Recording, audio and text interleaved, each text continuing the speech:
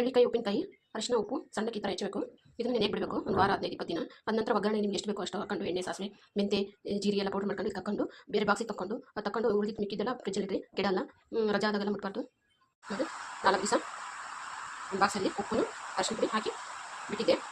ಅದ ನಂತರ ಸಾಸಿವೆ ಜೀರಿಗೆ ಎಲ್ಲ ನೋಡಿ ಬೆಲ್ಲ ಸಾಸಿವೆ ಮೆಂತೆ ಪೌಡರ್ ಮಾಡ್ಕೊಂಡಿದ್ದೀನಿ. ಹಲೋ ನಿಂಬೆಕಾಯಿಂದ ಉಪ್ಪಿನಕಾಯಿ ಹಾಕ್ತಾಯಿದ್ದೀನಿ ನೋಡಿ. ಒಗ್ಗರಣೆಗೆ ಬೆಳ್ಳುಳ್ಳಿ ಸಾಸಿವೆ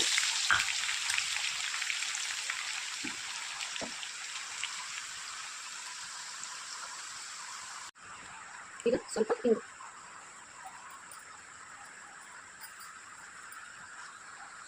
ಎಳ್ಳಿಕಾಯಿ ಲೆಂಬೆಕಾಯಿ ರೆಡಿ. ಸೂಪರ್ ಆಗಿದೆ. ಒಂದು ವಾರ ನೆನೆ ಇಡಬೇಕು. ಅದ ನಂತರ ಖಾರದ ಪುಡಿ ಉಪ್ಪು ಹಾಕಂಗಿಲ್ಲ, ಸ್ವಲ್ಪ ಕಲಸಿ ಒಗ್ಗರಣೆಗೆ ಸಾಸಿವೆ ಬೆಳ್ಳುಳ್ಳಿ ಅದು ಹಾಕಿ ಕಲಸಿ ಎಣ್ಣೆಗೆ. ಅದ ನಂತರ ಬಾಟ್ಲಿಗೆ ಗಾಜಿನ ಬಾಟ್ಲಿಗೆ ತುಂಬಬೇಕದು. ಎಳ್ಳಿಕಾಯಿ ಲೆಂಬೆಕಾಯಿ ರೆಡಿ. ಸೂಪರಾಗಿದೆ. ಒಂದು ವಾರ ನೆನೆ ಇಡಬೇಕು. ಅದ ನಂತರ ಖಾರದ ಪುಡಿ ಉಪ್ಪು ಹಾಕಂಗಿಲ್ಲ, ಸ್ವಲ್ಪ ಕಲಸಿ ಒಗ್ಗರಣೆಗೆ ಸಾಸಿವೆ ಬೆಳ್ಳುಳ್ಳಿ ಅದು ಹಾಕಿ ಕಲಸಿ ಎಣ್ಣೆಗೆ. ಅದ ನಂತರ ಗಾಜಿನ ಬಾಟ್ಲಿಗೆ ತುಂಬಬೇಕದು.